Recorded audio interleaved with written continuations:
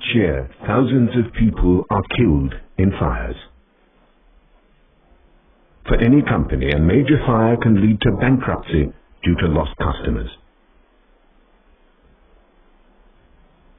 Combustible insulation poses an extra risk to people, property, and the environment. Yet in many countries, insulation materials with poor fire properties are still allowed.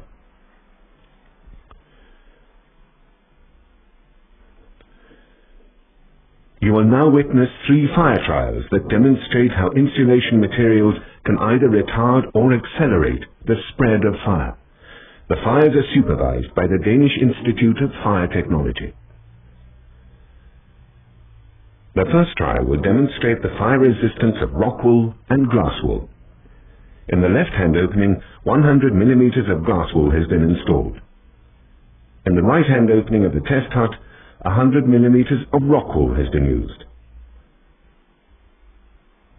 The fire technician from the Danish Institute of Fire Technology ignites the fire inside the house, where a fire load of 10 kilos of pine wood per square meter is used. This is 50 to 70% less than the fire load of combustible materials in a normal occupied building. The fire now intensifies. The temperature inside the house soon reaches 650 degrees Celsius. After 5 minutes, the glass wool to the left starts to melt.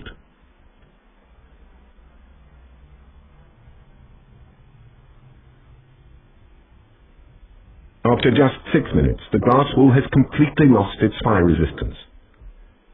It's now unable to protect other building parts from the flames.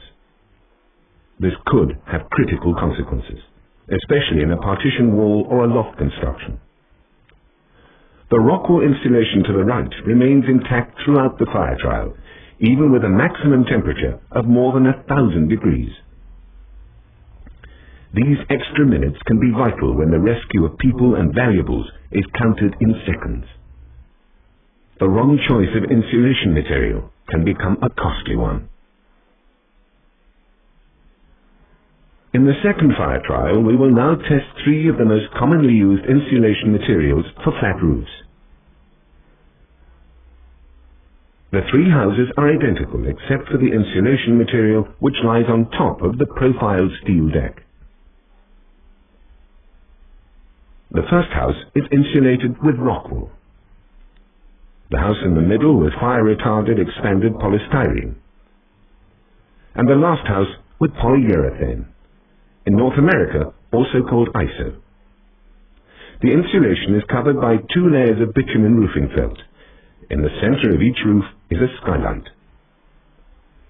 Each fire load equals 12 kilos of wood per square meter. This is 60% less than in a normal industrial or commercial building. During the first few minutes, the fires develop identically. The flames and the smoke from the wooden cribs become more visible. This is typically when the fire brigade will be alerted. It takes only 5 minutes to ignite the chemically fire-retarded polystyrene insulation. The smoke from the polystyrene roof contains poisonous dioxins and corrosive hydrobromic acids. In Europe's biggest insulation market, this material is classified difficult to ignite.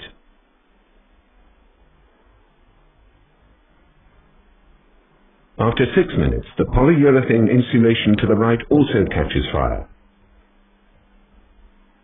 The smoke from the polyurethane contains nitrogen oxides and highly toxic cyanic gases.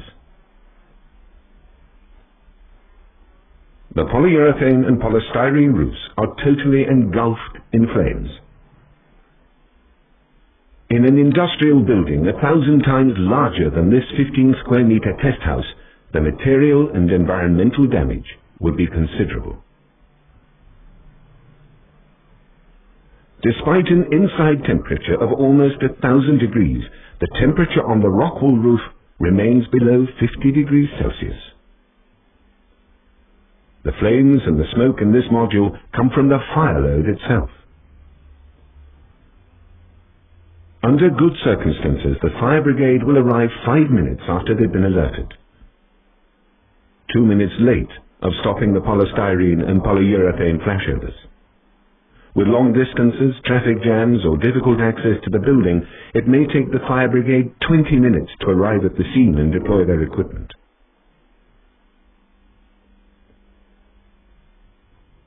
The molten, burning droplets from the polystyrene roof may not only cause the fire to spread inside the building.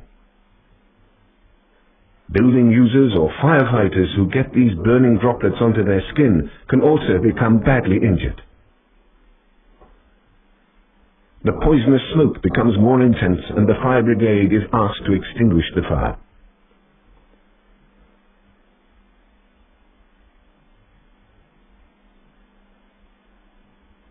The fire has affected the 3 constructions to a different extent. This is all that is left of the polystyrene roof.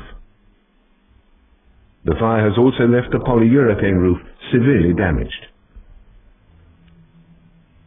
At the rockwool construction, the heat has deformed the steel deck, yet the rockwool insulation prevented the spread of fire. Despite an inside temperature of almost 1,000 degrees, the protected rockwool on the walls in all 3 houses is intact.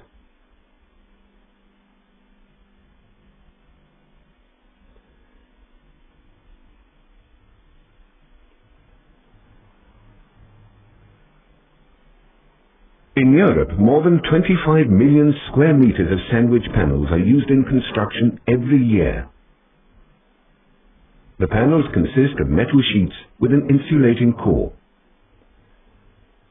The 2 constructions in this 3rd fire trial are identical except for the insulation materials. The first construction has a core of polyurethane. The other construction has a core of rockwool insulation. All panels have a thin plastisol coating. Each fire load corresponds to 15 kilos of wood per square meter. This is 50% less than in a normal commercial or industrial building. The fire starts to develop very quickly.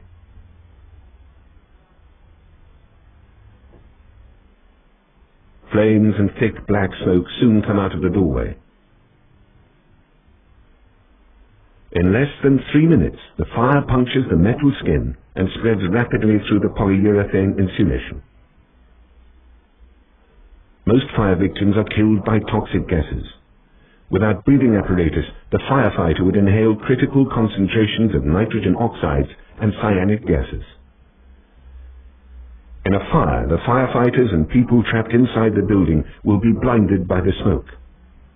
It becomes more difficult to escape before the building collapses.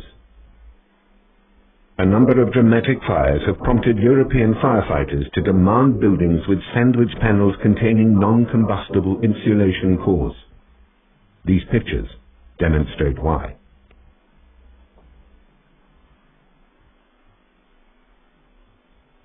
Now, after 5 minutes, the fire starts to spread through the joints of the polyurethane panels.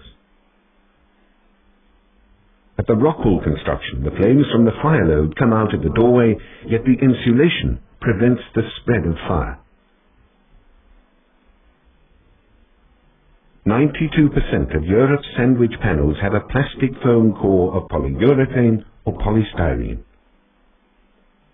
Only 8% have a core of non-combustible stone wool. Despite the small size of this house, the metal sheets make it difficult to extinguish the burning polyurethane, let alone rescue people inside the building.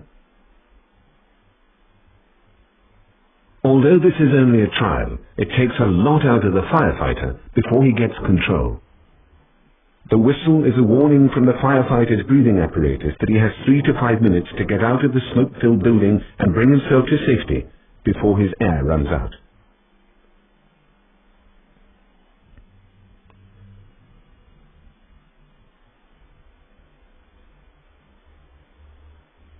The polyurethane construction has been severely damaged by the fire.